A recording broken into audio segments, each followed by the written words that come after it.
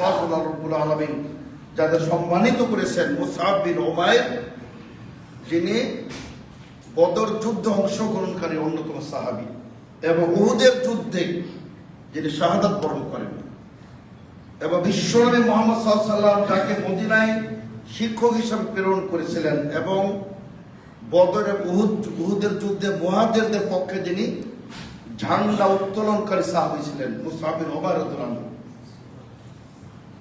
আসলে এ সমস্ত নাম শুনলে আমাদের গা শিউরে উঠে, ঈমান উজ্জীবিত হয়ে ওঠে। তারা নিজের জীবনকে কিভাবে উৎসর্গ করে দিয়েছে ইসলামের জন্য। সুবহানাল্লাহ, রাদিয়াল্লাহু আনহুম ওয়া রাদু আনহু।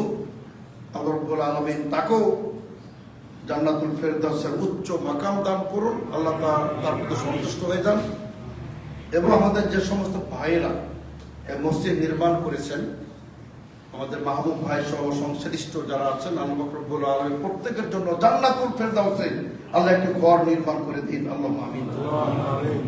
তো সম্মানিত সুধীবৃন্দ, আমরা অবগত আছি আজকে পবিত্র যুলকাদা মাসের আজকে ২৭তম তারিখ, শুক্রবার, ইয়াউমুল জুমআ।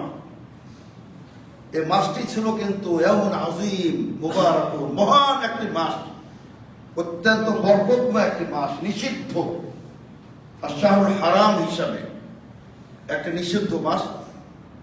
এবং আগামীতে পরপর দুটি লাগাতার মাস, যুলহিজ্জা এবং মুহররম, সে দুটোই কিন্তু হারাম মাস, নিষিদ্ধ মাস।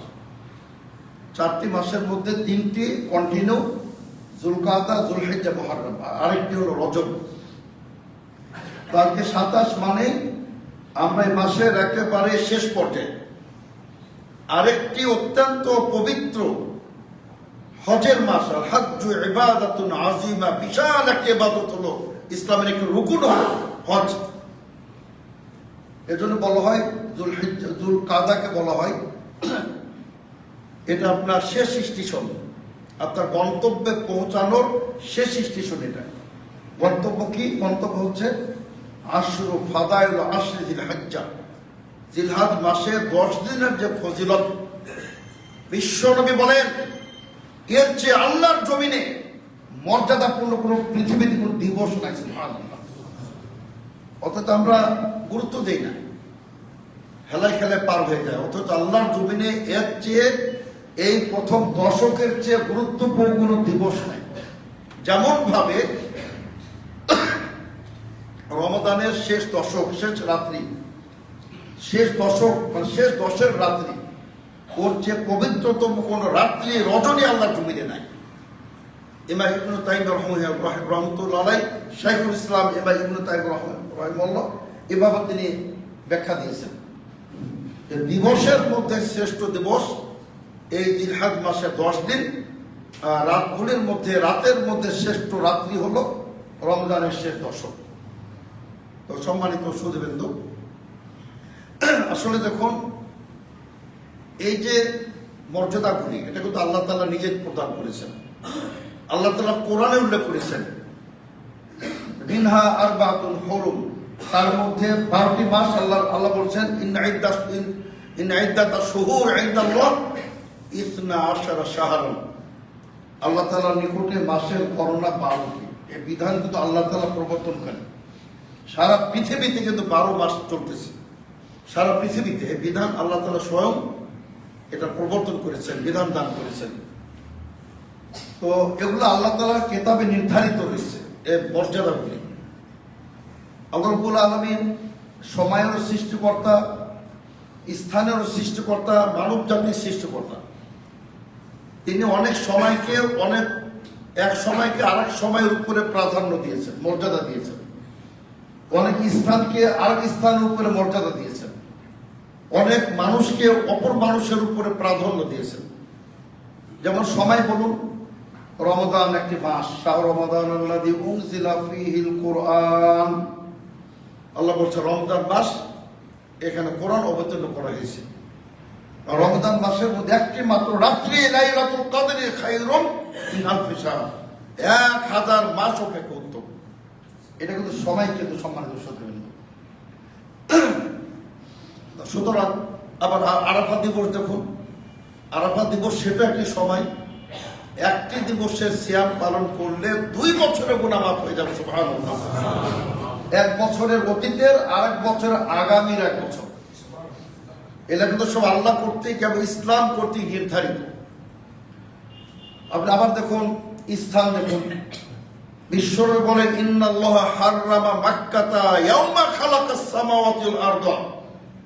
আল্লাহ তাআলা স্বয়ং মক্কাকে হারাম করেছেন যেদিন তিনি আসমান জমি সৃষ্টি করেছেন। সেই দিবস থেকে মক্কা হারাম, নিষিদ্ধ, পবিত্র, মহিমান্বিত।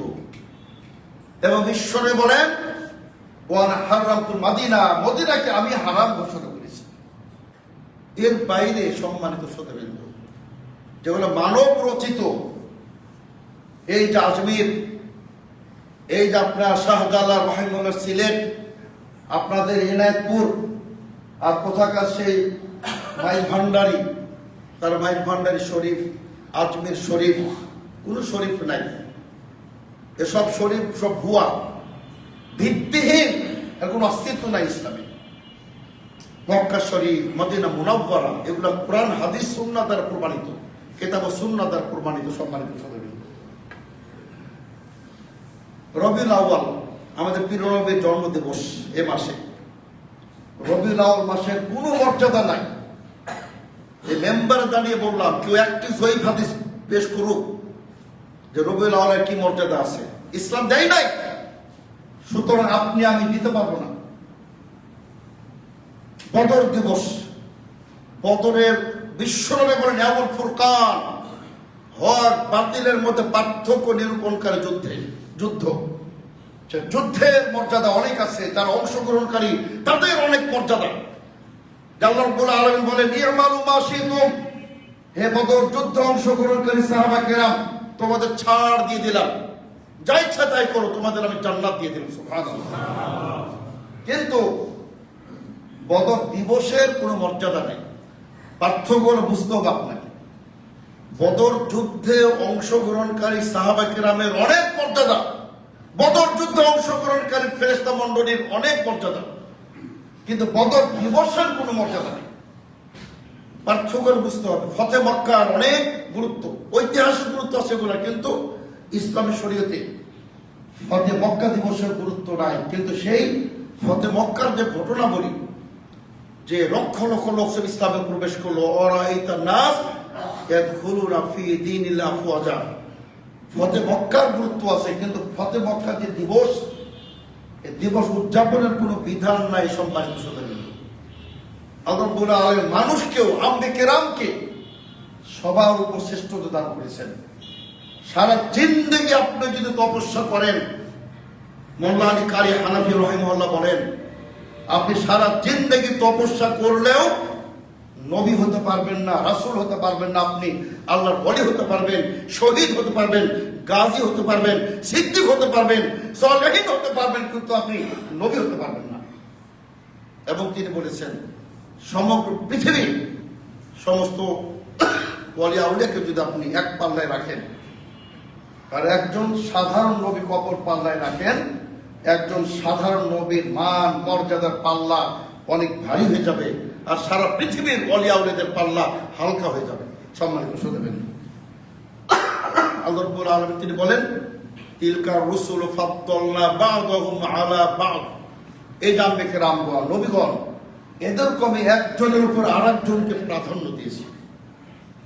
5 জন আম্বিয়া রসুল তার শ্রেষ্ঠ ছিলেন, সবার উপরে ছিলেন 5 জন। সবার উপরে আমাদের নবী, প্রিয় নবী মুহাম্মদ রাসূলুল্লাহ সাল্লাল্লাহু আলাইহি ওয়াসাল্লাম। অতঃপর ইব্রাহিম খলিলুল্লাহ, ওয়াত্তাখাযাল্লাহু ইব্রাহিম খালিল, আল্লাহ বলেন আল্লাহ ইব্রাহিমকে অন্তরঙ্গ বন্ধু হিসেবে নির্বাচিত করেছিলেন। ওয়াত্তাখিযু মিন মাকামি ইব্রাহিম খালিলা, মাকামি ইব্রাহিম আল্লাহ তাআলা দাঁড়িয়ে ওখানে 2 রাকাত সালাতের বিধান করে দিয়েছেন। মুসা আলাইহিস সালাম, নূহ আলাইহিস সালাম, ঈসা আলাইহিস সালাম, আর আমাদের প্রিয় নবী আর ইব্রাহিম খলিলুল্লাহ, এই 5 জন হলেন, আল্লাহ বলছেন উলুল আজমে মিনার রাসূল। এই 5 জন হলে একেবারে প্রথম শ্রেণীর এ ক্যাটাগরির নবী। এই মর্যাদাগুলো আল্লাহ তাআলা স্বয়ং দিয়েছেন। এজন্য আল্লাহ তাআলা বলেন ওয়া রাব্বুকা ইয়াখলুকু মা ইয়াশাউ ওয়া ইখতার, হে নবী সাল্লাল্লাহু আলাইহি ওয়াসাল্লাম, এটা আপনার রবের অধিকার আপনার পরবর্তীকার অধিকার। তিনি যাকে ইচ্ছা তিনি মনোনয়ন দিতে পারেন, নির্বাচিত করতে পারেন, শ্রেষ্ঠত্বের মুকুট দিতে পারেন এবং তিনি যা ইচ্ছা সৃষ্টি করতে পারেন। আপনি বলবেন আল্লাহ তাআলা সাপ বিচ্ছু কেন সৃষ্টি করলেন? আল্লাহ তাআলা এই সমস্ত আপনার যেগুলো অপছন্দনীয় সেগুলো কেন সৃষ্টি করলেন? অনেক হিকমত আছে সেখানে, অনেক কল্যাণ আছে, অনেক সেখানে ফিলোসফি আছে। গবেষণা করলে সব বেরিয়ে আসবে। আল্লাহ রাব্বুল আলামিন তিনি কোরআনে বলেন তিনি কোন অনর্থক জিনিস সৃষ্টি করেন নাই। প্রত্যেকটা সৃষ্টির পিছনে গুরু রহস্য আছে, অনেক সেখানে কারণ আছে, আমাদের উপকার আছে। সম্মানিত শ্রোতাবৃন্দু, তো সেমনি ভাবে বলছিলাম সম্মানিত শ্রোতাবৃন্দু যে আমাদের শেষ জিলকাদ আজকে 27 তারিখ, প্রথম দশক কিন্তু শুরু হয়ে যাচ্ছে জিলহজ মাসে। আল্লাহ তাআলা কোরআনে বলেন ওয়াল ফাজরি ওয়া লায়ালিন আশর ওয়াশ-শাফি ওয়াল ওয়াতর। আল্লাহ রাব্বুল আলামিন এখানে ফজরের শপথ করেছেন।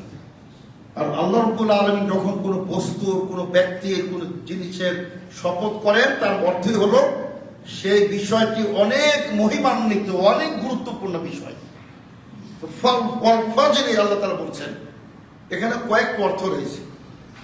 একটি অর্থ হলো যে ইয়াউমুন নাহার, কুরবানি দিবসের ফজরের শপথ, কুরবানি দিবসের ফজরের শপথ। আরেকটি হলো যে কোনো ফজরের শপথ, ফজর সালাতের। তার কারণ ইন্না কুরআনাল ফাজরি কানা মাশহুদা, ফজরের সময় যে ইমাম কিরাত করেন, তেলাওয়াত করেন, অজস্র ফেরেশতা মণ্ডলী এখানে উপস্থিত হয়ে যান। সুবহানাল্লাহ।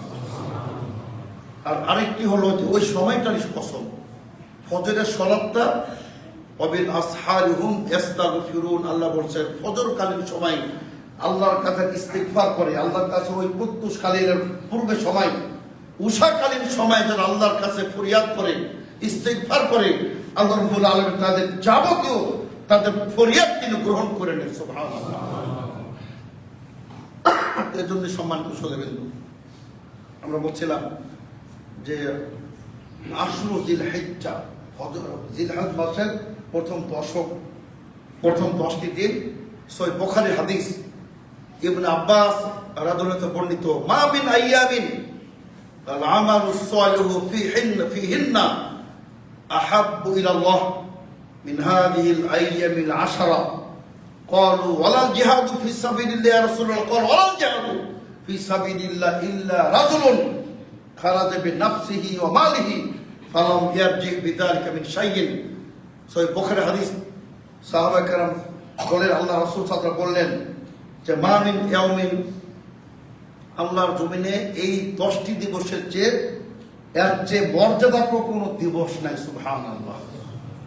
যে আল্লাহ রাব্বুল আলামিন এই 10টি দিবসে তার আমলকে এতই পছন্দ করেন, জিকির, আজকার, তাওবা, আলহামদুলিল্লাহ, সুবহানাল্লাহ, আলহামদুলিল্লাহ, লা ইলাহা ইল্লাল্লাহ, আল্লাহু আকবার, এই জিকিরগুলা, কোরআন তেলাওয়াত এটাও একটা জিকির, আপনার অতিরিক্ত সালাত আদায় করবেন এটাও একটা জিকির, আপনি বিরুল ওয়ালিদান করবেন, পিতামাতার প্রতি সৎ ব্যবহার এটাও একটা জিকির, মানুষের প্রতি সহমর্মিতা প্রদর্শন করবেন, সাদকা করবেন, যাকাত দিবেন, এগুলো সব আমাল সালেহ। তো বিশ্বনবী বলেন যে এর চেয়ে কোনো ভালো অন্য কোন দিবসে আল্লাহ রাব্বুল আলামিন এতটা পছন্দ করেন না। সাহাবা কেরাম জিজ্ঞেস করলেন রাসূল সাল্লাল্লাহু আলাইহি ওয়াসাল্লাম, অন্য সময় যদি জিহাদ করা হয় ওই জিহাদও কি এই দিবস সমূহের আমলের সমকক্ষ হতে পারে না? বিশ্বনবী ওয়ালা জিহাদু ফি সাবিলিল্লাহ, অন্য সময়ে জিহাদ করাও এই সময় ইবাদতের চেয়ে মর্যাদাপূর্ণ নয়। তবে হ্যাঁ, ওই ব্যক্তি ইল্লা রাজুলুন খারাজা বিনাফসি ওয়া মালিহি, এক ব্যক্তি জিহাদে বেরিয়ে গেছে মাল নিয়ে, নিজের জীবন নিয়ে, কিন্তু একটাও ফিরে নাই, তার জীবনও ফিরে নাই, মালও ফিরে নাই, শহীদ হয়ে গেছে কেবলমাত্র এই ব্যক্তি। এই ব্যক্তির আমল এই প্রথম দশকের আমলের উত্তম হবে। বাকি সে যদি জিহাদ করে ফিরেও আসে, ওর আমলও এই 10 দিবস প্রথম দশকে আমলের উত্তম হতে পারে না। তার বুঝুন কতটা মর্যাদাপূর্ণ দিবস এই প্রথম দশক। সম্মানিত শুধু তাছাড়া এটা আপনার হজের মাস, আপনারা জানেন যুলহিজ্জা মানে হজের মাস। আলহামদুলিল্লাহ সারা বিশ্বব্যাপী এখন সব কিন্তু মদিনা মক্কা অভিমুখী যাত্রা শুরু হয়ে গেছে, ফ্লাইট গুলি শুরু হয়ে গেছে আলহামদুলিল্লাহ। মিন কুল্লি ফাজ্জিন আমিন যেটা আল্লাহ বলছেন, সেই প্রত্যন্ত অঞ্চল থেকে সারা বিশ্ব থেকে মানুষের জনস্রোত সৃষ্টি হবে। আল্লাহ বলেছিলেন, হে ইব্রাহিম তুমি টেনশন করবে না যে আমি আযান দেব শুনবে কি, আমার দায়িত্ব। ওয়াদ্দিন ফিন নাস বিল হজ্জে, আপনি হজের ঘোষণা করে দিন। ইব্রাহিম খলিলুল্লাহ বলে রব্বুল আলামিন, এই নির্জন, এই মরুভূমি, এই প্রস্তুর বালুকণা মরুভূমি, গাছ মানে পশু পক্ষীহীন একটি প্রান্ত, এখানে ঘোষণা শুনবে কে? তিনি বলেছিলেন শোনানোর দায়িত্ব আমার। এই জন্য তাফসীর ইবনে কাসির সহ বর্ণিত হয়েছে আল্লাহ রাব্বুল আলামিন যারা মায়ের উদরে ছিলেন এবং যারা আরো 1000 10,000 বছর পরে জন্মগ্রহণ করবেন, আল্লাহ রাব্বুল আলামিন তাদের উপর শুনিয়ে দিয়েছেন সুবহানাল্লাহ। এবং তাদের ভাগ্যে হজ হবে যারা সেই ইব্রাহিম আলাইহিস সালামের আহ্বানকে শুনতে পেয়েছিল। আল্লাহ যাদেরকে শোনাই দিয়েছিলেন কেউ তারা হজ বঞ্চিত হবে না। সম্মানিত শ্রোতাবৃন্দ, তো সেই হজ কিন্তু আমাদের সামনে। সম্মানিত শ্রোতাবৃন্দ, আপনারা জানেন যে আল্লাহর জমিনে সুবহানাল্লাহ হজের কি মর্যাদা। আল হজ্জুল মাবরুর লাইসা লাহুল জাযা ইল্লাল জান্নাহ, এর বিনিময় কেবল জান্নাত আর জান্নাত আর জান্নাত। সুবহানাল্লাহ। এজন্য তো আমাদের হজ্জে মাবরুর করতে হবে। আর হজ্জে মাবরুর বিশ্বনবীর তরিকা ছাড়া হবে না। সম্মানিত শ্রোতাবৃন্দ, ওখানে আপনি কে মাযহাবের দোহাই দিবেন, ওখানে আপনি সহি তরিকাতে হজ করবেন না, ওটি হজ্জে মাবরুর হবে না। সম্মানিত শ্রোতাবৃন্দ, হজ্জে মাবরুর করতে হলে কেবলমাত্র বিশ্বনবীর তরিকায়। বিশ্বনবী বলেন, লিতাখুযু আন্নী মানাসিকাকুম, হে আমার প্রিয় সাহাবায়ে কেরাম, আমার নিকট থেকে হজের নিয়মাবলী শিখে নাও, হজের নিয়ম কানুন শিখে নাও। কোথায় তালবিয়া পাঠ করবে, কোথা থেকে হজ শুরু করবে, সেই সাফা মারওয়ায় কি করবে, আরাফার ময়দানে কি করবে, সব কিছু নিয়ম কানুন সম্মানিত শ্রোতাবৃন্দ বিশ্বনবীর তরিকাতেই হতে হবে। অনুরূপভাবে সলাতও বিশ্বনবীর তরিকাতেই হতে হবে। সল্লু কামা রাআইতুমুনি উসাল্লি, বুখারী হাদিস। বিশ্বনবী বলেন, আমার সাহাবায়ে কেরাম তোমরা দেখো আমি কিভাবে সলাত আদায় করি, সেভাবেই সলাত আদায় করতে হবে। সুতরাং মাযহাবের দোহাই দিয়ে, ফিকহের দোহাই দিয়ে পার পাবেন না। কিন্তু বিশ্বনবীর তরিকা কি ছিল সেটা আপনাকে যাচাই করতে হবে, পরীক্ষা করতে হবে। সম্মানিত শ্রোতাবৃন্দ, আর যারা বিশ্বনবীর তরিকায় সলাত আদায় করেন, বিশ্বনবীর তরিকায় জিকির করেন, আপনি তাদের প্রতি ঘৃণা পোষণ করেন, শত্রুতা পোষণ করেন, আল্লাহর কসম করে বলছি একটু নিজের ঈমানটা যাচাই করে নেবেন, আপনার ঈমান আদৌ আছে কিনা। সম্মানিত শ্রোতাবৃন্দ, শুধু হু হু আল্লাহ আল্লাহ এই জিকির ভুয়া, টোটালি ভুয়া, কোরআন হাদিসে প্রমাণিত নাই।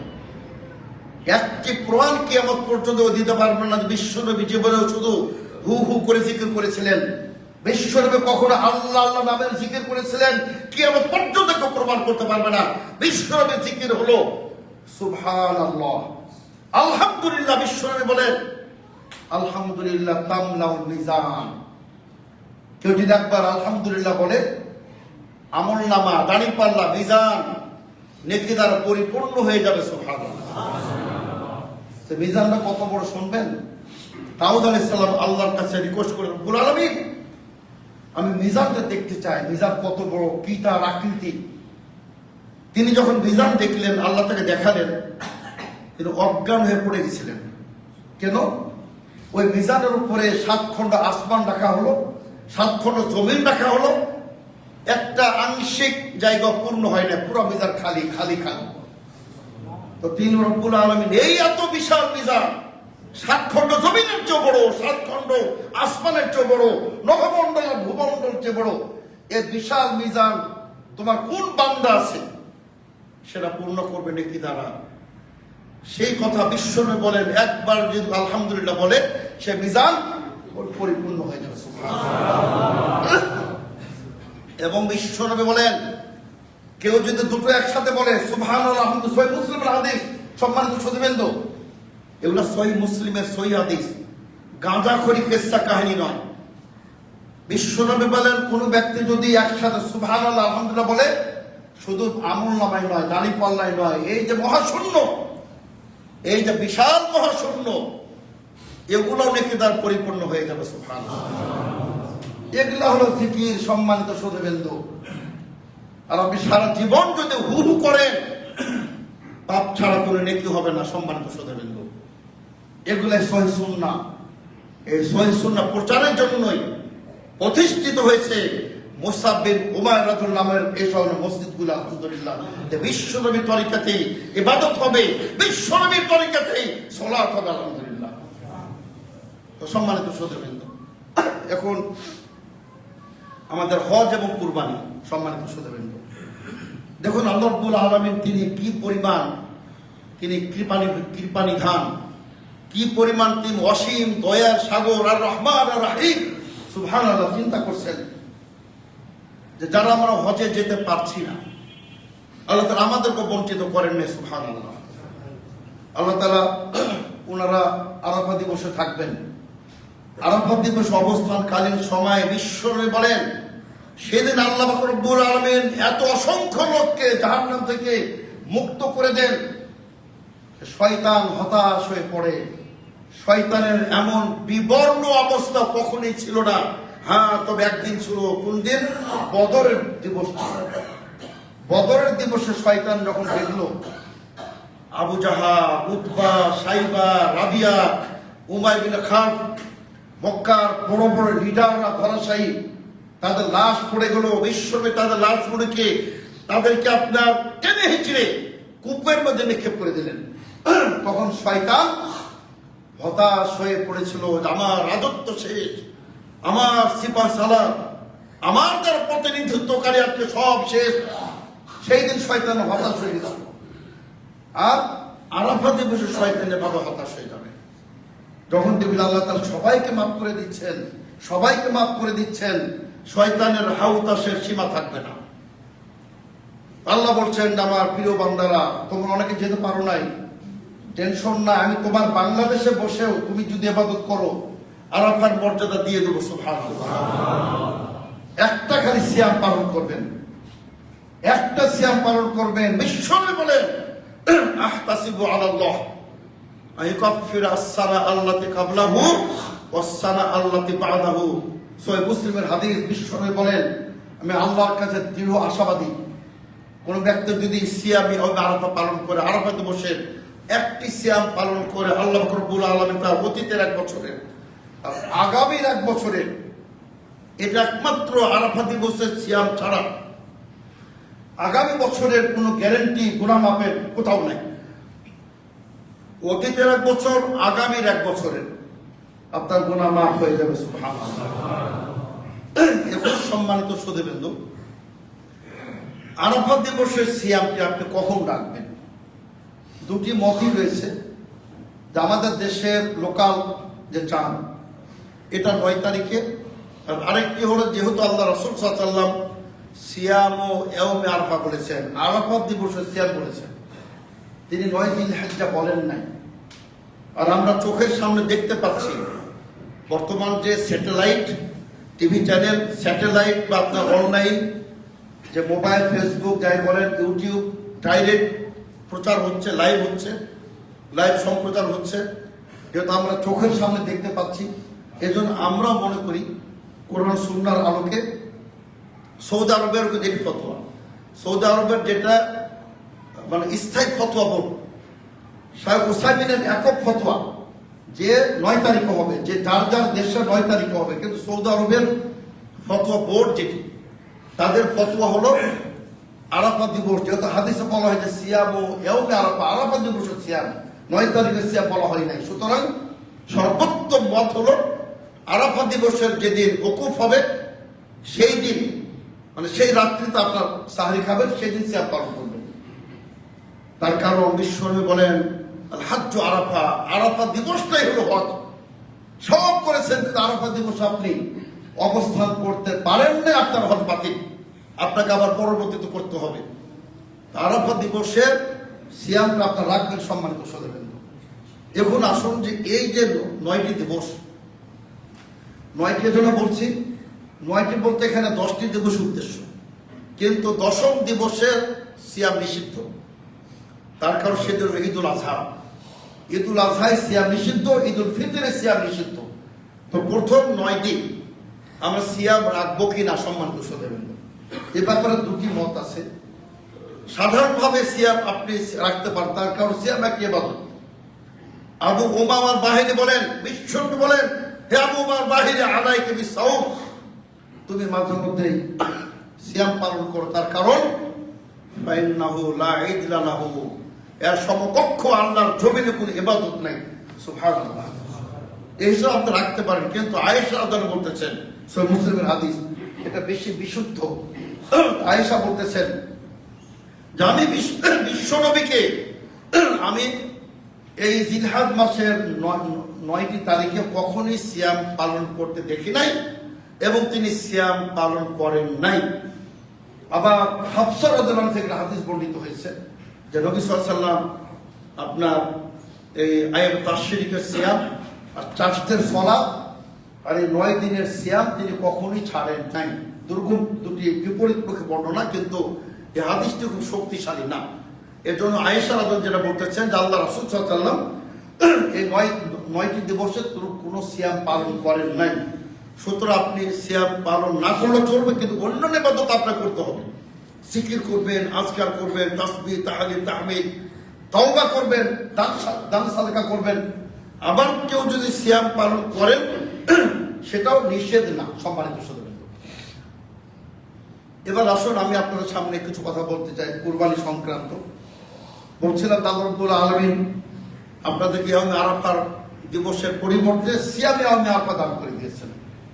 ওখানে হাজিরা কুরবানি করবেন, আপনি বাংলাদেশে বসেও কুরবানি করতে পারেন। আলহামদুলিল্লাহ, আল্লাহ তাআলা আপনাকে ওখানে একটা বিকল্প দিয়ে দিয়েছেন। শুধু হাজিরা যে কুরবানি করবেন বা হাদি করবেন, হাদি বলা হয় কুরবানির মানে হজের যে জানোয়ারটা, এটাকে হাদি বলা হয়, আর উদহে বলা হয় কুরবানি, যেটা আমরা করতেছি।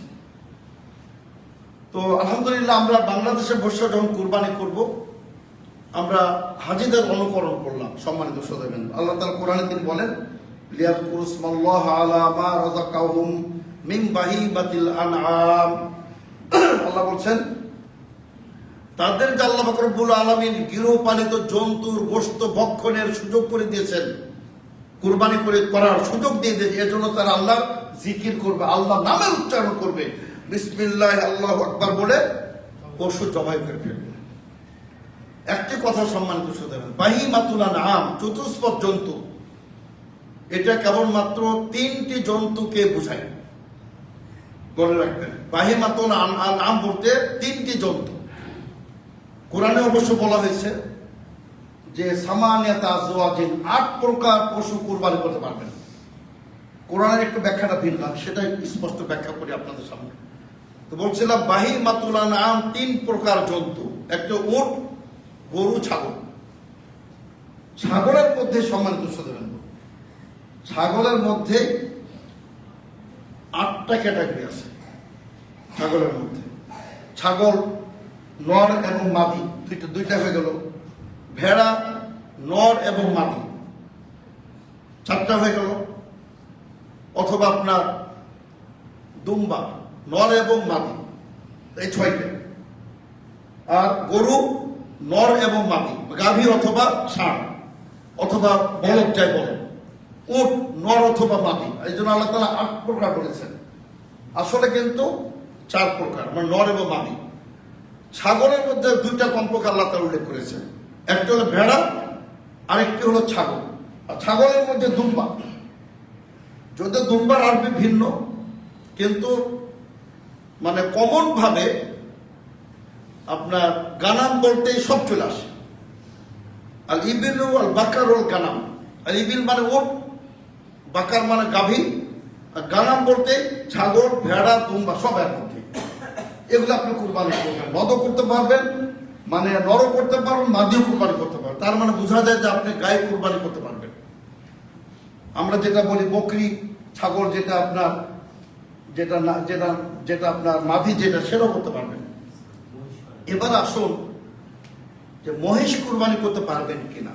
সম্মানিত শ্রোতাবৃন্দ, যেহেতু কোরআন ও সুন্নায় মহিষের কোনো আলোচনা আসে নাই, মহিষের কুরবানি কিন্তু হাদিস বর্ণিত হয়েছে সবগুলো জয়ীফ, সুতরাং আমাদের আহ্বান থাকবে সহিহ সুন্নাহর প্রতি আমল করবেন, মহিষের কুরবানি করবেন না। যদিও হানাফি ফিকাতে আল হিদায়াতে বলা হয়েছে যে মহিষ গাভীর ন্যায়। আল্লামা শফিউর রহমান মুবারকপুরি আমাদের উস্তাদ, পৃথিবী বিখ্যাত আলেম, তিনি বলেছেন অসম্ভব, মহিষ কখনোই গাভীর ন্যায় না, দুটো আলাদা আলাদা জাত। আমাদের হানাফি ভাইরা দেন, কিন্তু আমরা বলবো যে মহিষের কুরবানির কোনো সহিহ হাদিস নাই। তবে ভারতবর্ষে এই যখন শুভেন্দুর মতো মাথা মোটা, মাথা গরম, এই ধরনের লোকেরা যদি শাসন ক্ষমতা আসে, ওসব দেশে আমরা বলবো যেহেতু যদি গরু জবাই নিষিদ্ধ করে, উত্তরপ্রদেশ সহ বিভিন্ন জায়গায় গরু জবাই নিষিদ্ধ, তাদের জন্য মহিষ কুরবানি এটা ওলামায়ে কেরাম জায়েজ বলেছেন।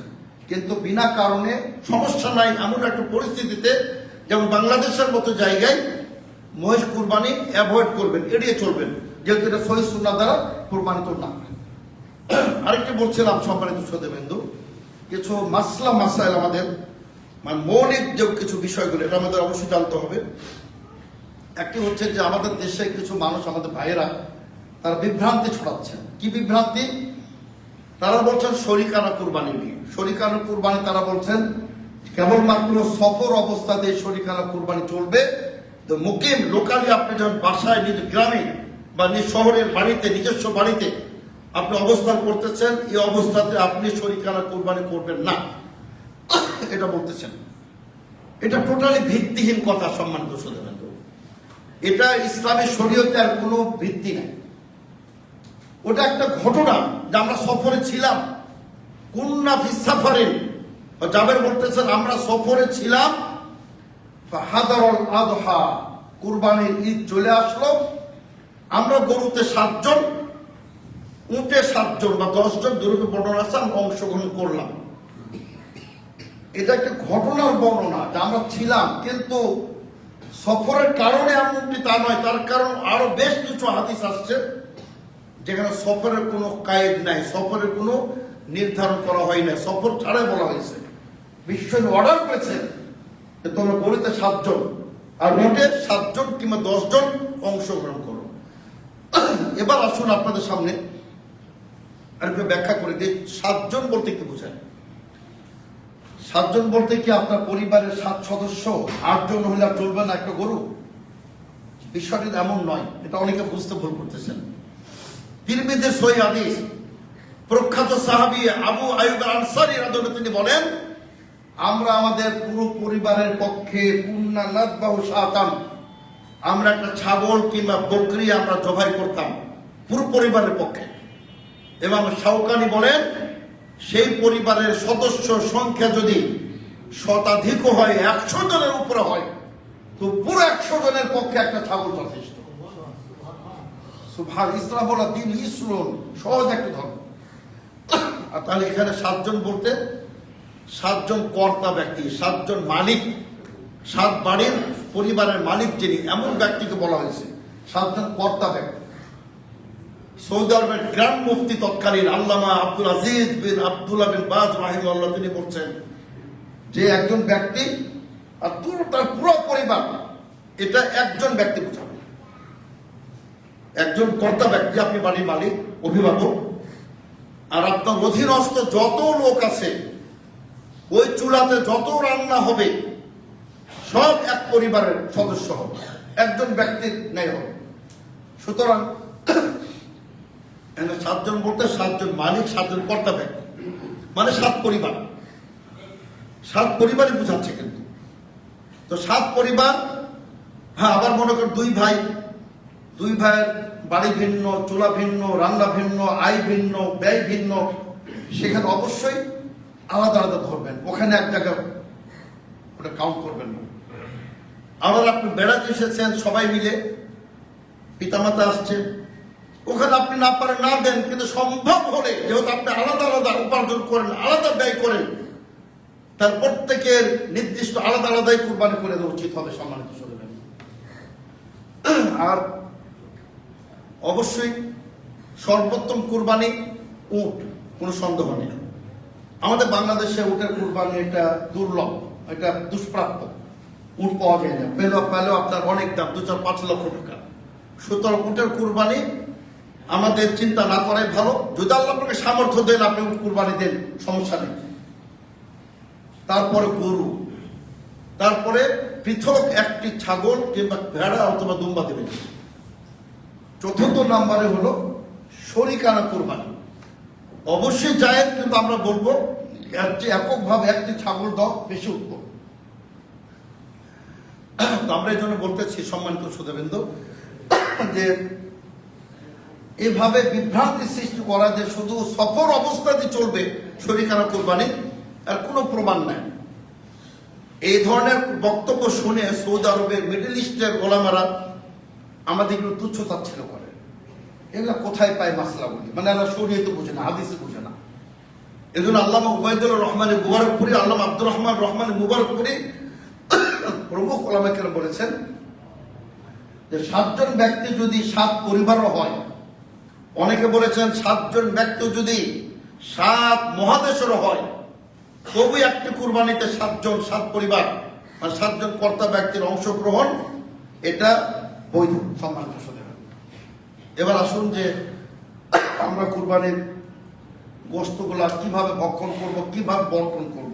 সম্মানিত শ্রোতা, স্পষ্ট কোনো দলিল নাই যে আপনাকে কুরবানির গোশত 3 ভাগে ভাগ করতে হবে, কিন্তু আল্লাহ তাআলার একটা আয়াত, ফাকুলু মিনহা ওয়া আতিউল কানি ওয়াল মুতার, আল্লাহ বলছেন নিজেরা খাও, যারা যাচ্ছাকারী তাদেরকে খাও, ভিক্ষুকে খাও, এবং যারা চাইতে লজ্জাবোধ করে কিন্তু অভাবী তাদেরকেও খাওয়াও। প্রতিবেশী, সম্মানিত শ্রোতাবৃন্দ, তারা ব্যক্তিত্ব সম্পন্ন, তারা হাত পাতে না, তারা ইজ্জতদার। গরিব কিন্তু অনেকে টের পায় না। আপনাকে খোঁজ নিতে হবে কারা গরিব, কারা কুরবানি দিতে পারে নাই। আপনি খুঁজে খুঁজে তাদের বাড়িতে গোশতের একটু অংশ পৌঁছে দেবেন।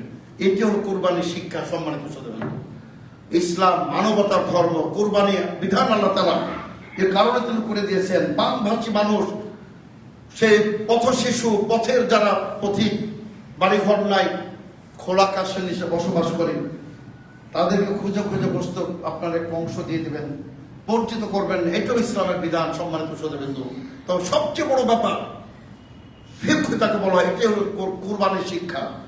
ইন্নামা ইয়াতাকাব্বালুল্লাহু মিনাল মুত্তাকিন, আল্লাহ বলছেন আল্লাহ তাআলা কেবলমাত্র মুত্তাকিনদের কুরবানিটাই তিনি গ্রহণ করে থাকেন।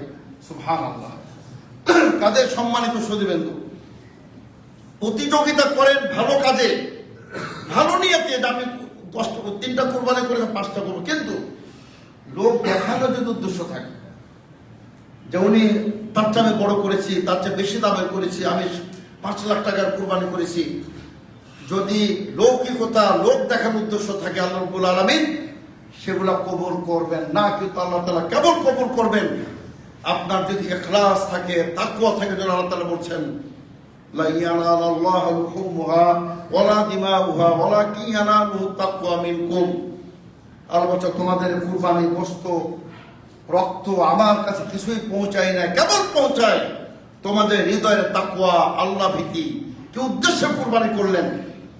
যে আমরা সে আমাদের মুসলিম মিল্লাত জাতির পিতা ইব্রাহিম খলিলুল্লাহ কে রেখে দেওয়া সেই আপনার সুন্নাহ, যে তিনি তার কলিজার টুকরা, লাখতে জিগার, তার নূরে নজর ইসমাঈল সালামকে কিভাবে তিনি কুরবানি করে দিয়েছিলেন, মহা পরীক্ষায় তিনি কিভাবে উত্তীর্ণ হয়েছিলেন, সেই স্মৃতিকে আপনার পুনরাবৃত্তি করবেন এই উদ্দেশ্যে। এবং এটা বিশ্বনবীর সুন্নাহ, ইব্রাহিম খলিলুল্লাহর সুন্নাহ, কদম কুরবানি করুন।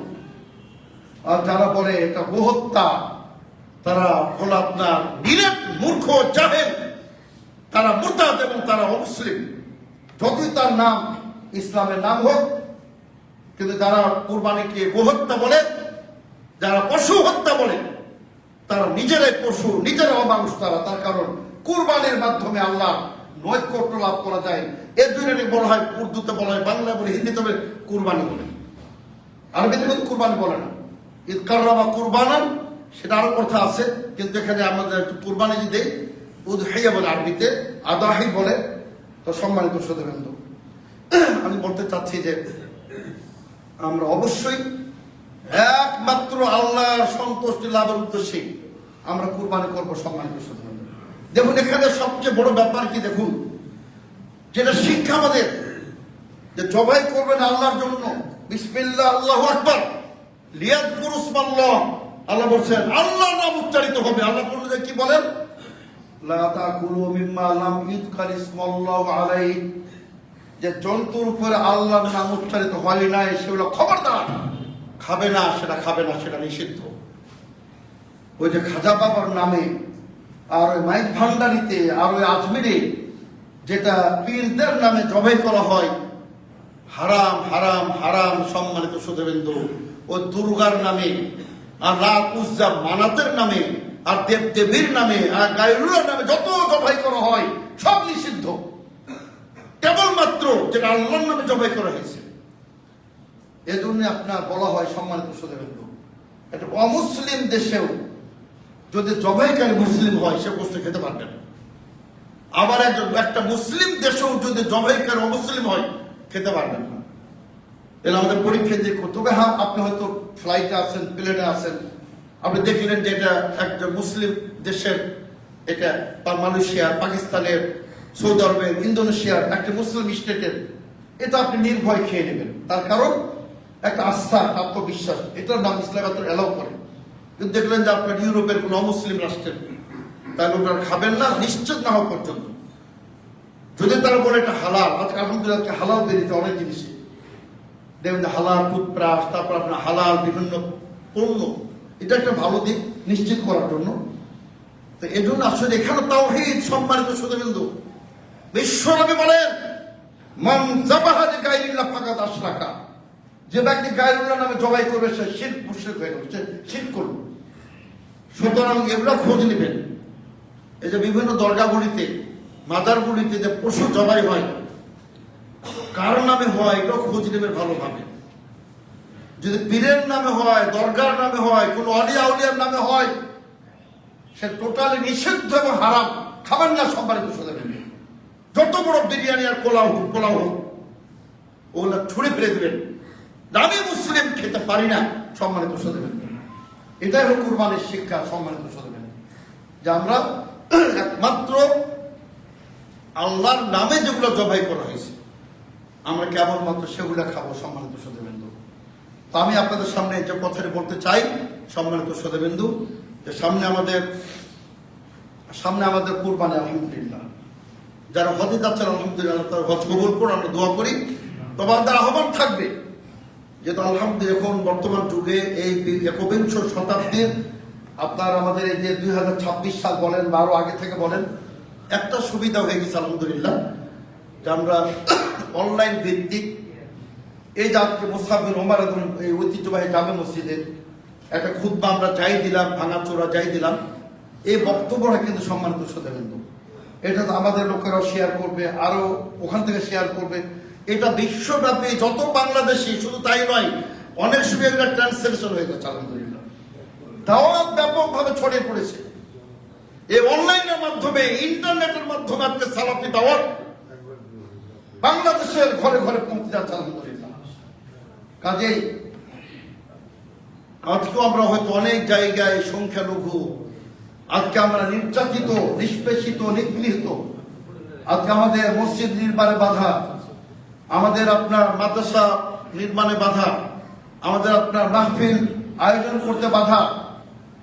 কিন্তু ইনশাল্লাহ আগামী 5-10 বছরে এমন একটা পরিবেশ পরিস্থিতি হবে, কেউ বাধা দেওয়ার দুঃসাহস দেখাবে না ইনশাল্লাহ। তার কারণ বাংলাদেশের ঘরে ঘরে তাওহীদ পৌঁছে যাচ্ছে যেভাবে সূর্যের আলো পৌঁছে যাচ্ছে আলহামদুলিল্লাহ। আমি গেছিলাম চাঁদপুর, কত যুবক এসে বলছে যে শাইখ আমি তো সেই মাইজ ভান্ডারের আমি ছিলাম, দারোয়ান ছিলাম, মাইজ ভান্ডারের আমি রক্ষক ছিলাম, ওখানে পাহারা দিতাম। আজকে তারা সালাফি মানহাজের পাহারাদার হয়ে চালাচ্ছে। এজন্য ঘরে ঘরে আমাদের মেয়েরাও পিছিয়ে নাই, তারাও আলহামদুলিল্লাহ ইসলামে করতেছে, গবেষণা করতেছে, সহি আকীদা কোনটা, বিশুদ্ধ তরিকা কোনটা, তারা সেগুলো গ্রহণ করতেছে আলহামদুলিল্লাহ। ব্যাপকভাবে দাওয়াত ছড়িয়ে পড়ছে আলহামদুলিল্লাহ। এজন্য আমরা বলতে চাই যে আল্লাহ রাসূলের সুন্নাহ, সহি সুন্নাহ, বিশুদ্ধ আকীদা, এটা কোনো বিকল্প নাই সম্মানিত সুধীবৃন্দ। তো কাজে আপনাদের সামনে যেটা আমি আহ্বান জানাতে চাই সম্মানিত সুধীবৃন্দু, যে আমরা একেবারে আল্লাহর উদ্দেশ্যে আমরা আপনার সমস্ত কুরবানিগুলা, ইবাদতগুলি, হজগুলি আমরা যেটা করি না কেন একমাত্র আল্লাহর উদ্দেশ্যে আমরা করবো সম্মানিত সুধীবৃন্দু। আলহামদুলিল্লাহ, আমাদের সামনে যেটা বলছিলাম যে প্রথম দশক, এখানে কিছু বিধান আছে, আমি একটু বিস্তারিত বলি আপনাদের, এটা আমল করবেন ইনশাআল্লাহ। একটি হলো যে তাকবীরের একটা বিধান আছে, বলবেন না তাকবীর। তাকবীরের অনেক মর্যাদা সম্মানিত সুধীবৃন্দু। সহিহ মুসলিমের একটা হাদিস শুনে রাখেন, আর আপনি যখনই সহিহ বুখারী, সহিহ মুসলিম নাম শুনবেন, তারপর আপনি নিশ্চিত যেটা বিশ্ব নবীর সহিহ হাদিস। আলহামদুলিল্লাহ। আর অনেক ভাই হাদিস বলেন কিন্তু আর ভিত্তি নাই, সনদ নাই, মতন ঠিক নাই, জয়ীফ হাদিস, জাল হাদিস। কিছু ভাই বলেন আমরা নাকি বেশি বাড়াবাড়ি করি। কি বাড়াবাড়ি করি? জালদার রাসূলের হাদিস আবার কি জাল হয় নাকি? এই যে মানুষকে তারা প্রতারণা করে ধোকা দিচ্ছে। সম্মানিত সুধীবৃন্দু, টাকা কি জাল হয় না? তাও তো টাকা বলে, জাল টাকা বলা হয়। জাল টাকা, সেটাও কিন্তু টাকা, কিন্তু জাল টাকা। ওই জাল টাকা দিয়ে আপনি কিন্তু পণ্য ক্রয় করতে পারবেন না, আপনাকে উল্টো জেল থাকতে হবে। পুলিশ আপনাকে ডান্ডা দিয়ে পিটে আপনাকে কিন্তু লাল ঘরে ঢুকিয়ে দিবে যদি আপনার কাছে জাল টাকা পাওয়া যায়। তো জাল হাদিস কিন্তু তার চেয়ে ভয়ঙ্কর সম্মানিত সুধীবৃন্দু। সব জাল হাদিস। নবী সাল্লাল্লাহু আলাইহি ওয়াসাল্লাম নূরের তৈরি, আউয়ালু মা খালাকাল নূরি, জাল হাদিস, ভিত্তিহীন হাদিস, আকীদা বিধ্বংসী হাদিস। নবী সাল্লাল্লাহু আলাইহি ওয়াসাল্লাম নূরের তৈরি নন। কোরআন প্রমাণ, হাদিস প্রমাণ। তিনি ছিলেন আদম সন্তান, আদম সন্তান, আমিনার গর্ভের সন্তান। তাইলে নূর কিভাবে হলেন? হ্যাঁ, কোরআনকে নূর বলা হয়, ইলমকে নূর বলা হয়, ইসলামকে নূর বলা হয়। সেটা শাব্দিক অর্থে, সেটা আপনার একটা পরিভাষা। আল ইলমু নূরুন, আল ইলমু নূরুন, মনে করেন নলেজ ইজ দ্য লাইট, বোঝায় বলেন। এটা তো আপনার ওই মানে জ্ঞানী হলো আলো, এটা হৃদয়কে আলোকিত করে দেয়, কিন্তু রাস্তাঘাট আর আপনার ওই যে লাইটিং, এটা তো না। পার্থক্যটা বুঝতে হবে। তো সহিহ মুসলিমের হাদিস সম্মানিত সুধীবৃন্দু, ইবনে ওমর রাদিয়াল্লাহু বলতেছেন, সহিহ মুসলিমের হাদিস, যে আমরা একদা কুননা নুসাল্লি মা'আন নবী সাল্লাল্লাহু আলাইহি ওয়াসাল্লাম, আমরা আল্লাহ রাসূল সাল্লাল্লাহু আলাইহি ওয়াসাল্লামের সাথে কোন এক সালাতে ছিলাম। এক ব্যক্তি সালাত শেষেই হবে, স্পষ্ট উল্লেখ নাই। এক ব্যক্তি জোরে বলে উঠলেন আল্লাহু আকবার কাবীরা, আলহামদুলিল্লাহ কাসীরা, সুবহানাল্লাহ বুকরা ও আসিলা। এই তিনটা বাক্য এক ব্যক্তি বলে ফেললেন। বিশ্বনবী বললেন, হে আমার প্রিয় সাহাবায়ে কেরাম, কে তোমাদের মধ্যে কোন ব্যক্তি, যে ব্যক্তি এই বাক্যগুলি পাঠ করলো, উচ্চারণ করল, কে? এক সাহাবী বলে, হে রাসূল সাল্লাল্লাহু আলাইহি ওয়াসাল্লাম, আমি। বিশ্বনবী বলে, আল্লাহর কসম করে বলতেছি, তুমি যখন এই তিনটি বাক্য উচ্চারণ করে আমি দেখলাম, জিবরিল আমিন আমাকে দেখাই দিলেন, আসমানের 7টি দরজা খুলে গেল। সুবহানাল্লাহ। আসমানের 7টি দরজা খুলে গেল, জান্নাতের দরজা খুলে গেল এই দোয়াটি পাঠ করার জন্য। সেটা তাকবীর, আল্লাহু আকবার কাবীরা, আল্লাহ সর্বমহান, সর্ব ঊর্ধ্বে, সর্বাধিনায়ক, আল্লাহু আকবার কাবীরা, আলহামদুলিল্লাহ কাসীরা। মহান আল্লাহর অজস্র হামদ সানা, যত প্রশংসা সব আল্লাহ। এবং আল্লাহু আকবার কাবীরা, আলহামদু কাসীরা, সুবহানাল বুকরা ওয়াসিলা। সকাল সন্ধ্যা আল্লাহর মানে আপনার গুণকীর্তন এবং আল্লাহর পবিত্রতা বর্ণনা করতেছি। এই দোয়াটি পড়লে আপনার আসমানের 7টি দরজা খুলে দেওয়া হয়। এই দোয়াটি পাঠ করবেন। তারপরে আপনার আল্লাহু আকবার, আল্লাহু আকবার, লা ইলাহা ইল্লাল্লাহ, আল্লাহু আকবার, আল্লাহু লিল হামদ, এই দোয়াটি পাঠ করবেন। তো আল্লাহ রাসূল সাল্লাল্লাহু আলাইহি ওয়াসাল্লাম বলছেন যে তার হাদিসের আলোকে স্পষ্ট যে জিলহজ মাসের চাঁদ উদয় হবার পর থেকে নিয়ে 13 তারিখ মানে আয়াম তাশরিকের শেষ দিবস, 13 তারিখের আসরের সালাত বা মাগরিবের সূর্য উদয়ের আগ পর্যন্ত আপনি তাকবীর পাঠ করবেন। এই তাকবীরগুলো যেটা পারেন, না পারেন শুধু আল্লাহু আকবার বলেন। কিচ্ছু জানেন শুধু আল্লাহু আকবার বলবেন।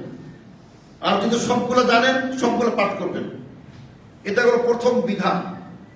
আর দ্বিতীয় বিধান হলো যে আরাফা দিবসের ফজরের সলাত থেকে নিয়ে আরাফা দিবসের ফজরের সলাত থেকে নিয়ে 13 তারিখ 13 জিলহজ্জের আসর পর্যন্ত, আসরের সলাত পর্যন্ত যে কোনো সময় পাঠ করবেন।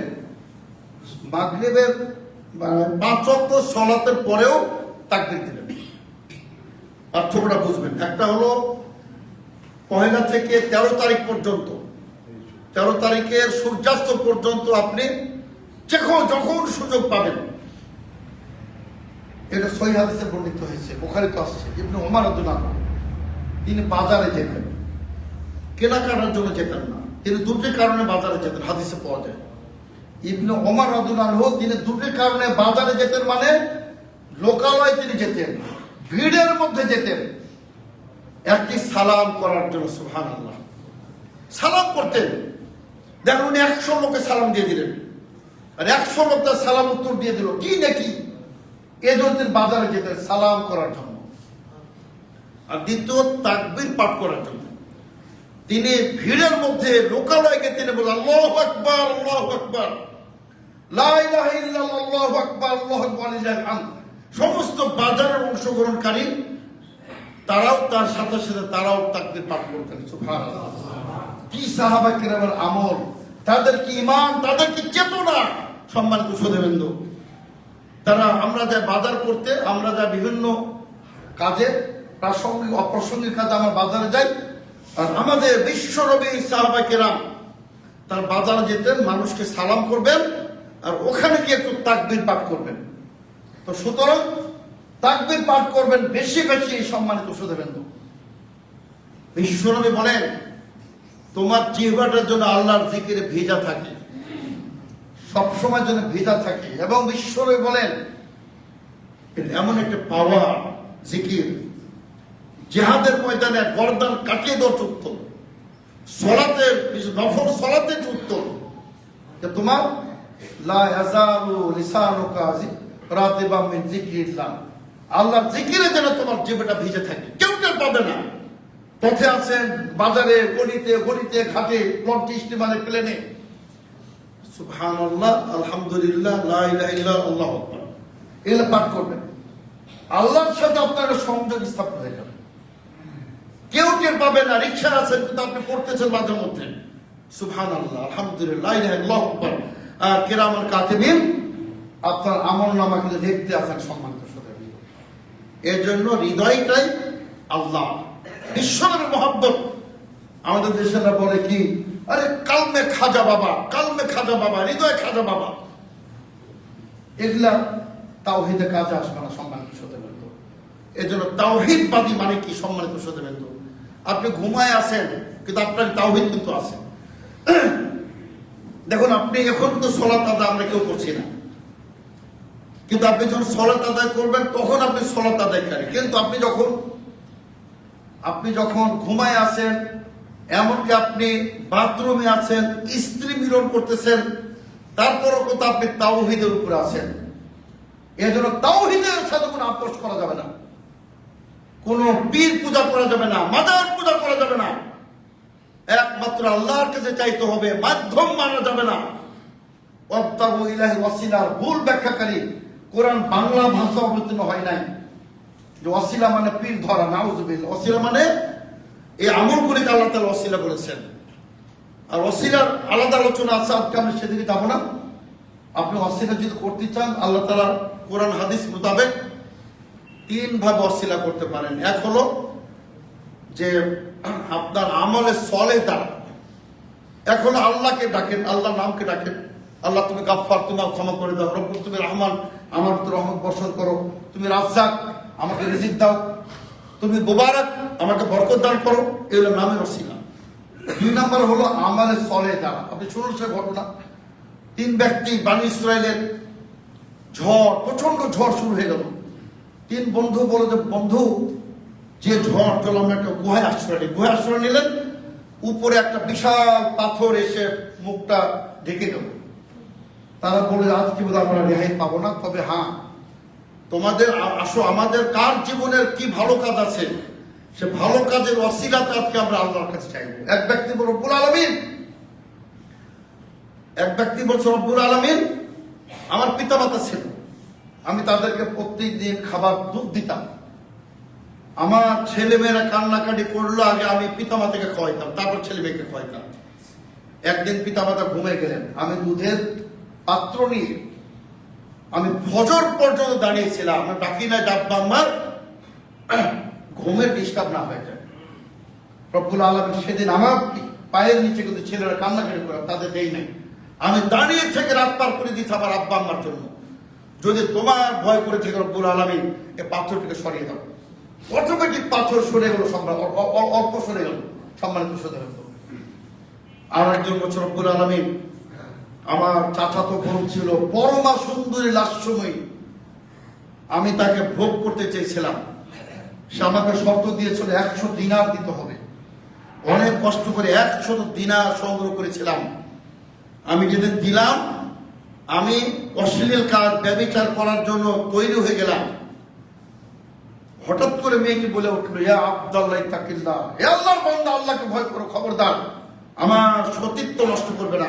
হে রব্বুল আলামিন, আমি সেদিন দাঁড়িয়ে গেছিলাম, কাপড় পরিধান করেছিলাম, ব্যভিচার করি না।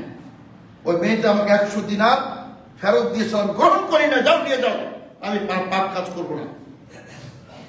তুমি বলেছ রব্বুল আলামিন, এই কাজ যদি তোমার উদ্দেশ্য করে থাকি, আজকে তুমি পাথরটিকে সরিয়ে দাও। পাথর আরেকটু সরে গেল, সম্মানিত হতে হবে। আর একজন বলল যে রব্বুল আলামিন, এক আমার চাকর ছিল, মজুর ছিল, সে টাকা না করে না নিয়ে রাগ করে চলে গেছিল, আমি সেগুলাকে বিক্রি করে ধান চাষ করে, তারপরে সে গরু করে করেছি, ছাগল করে করেছি, সে আসছে অনেকদিন পরে। আমি বললাম সব এগুলো তোমার নিয়ে যাও। বলছে মালিক, আমার সাথে কেন ঠাট্টা করেন, আমার তো এত না, আমার যেটা পাওনা শুধু সেটা দিয়ে দিন। যারা এগুলো সবই তোমার পাওনা, তোমার টাকা দিয়ে করেছি, সব নিয়ে গেল। তিনি বলছেন ওই আল্লাহর বান্দা একটা রশিও ছেড়ে যায় না, সব নিয়ে চলে গেল। রব্বুল আলামিন, তোমার ভয় যদি করে থাকি, এই আমলের ওসিলার মাধ্যমে আমাদেরকে তুমি রক্ষা করে দাও। পাথর সব সরে গেল, সম্মানিত। বুখারী মুসলিমের হাদিস প্রমাণ করে আমলে চলে তারা ওসিলা তলব করা যাবে।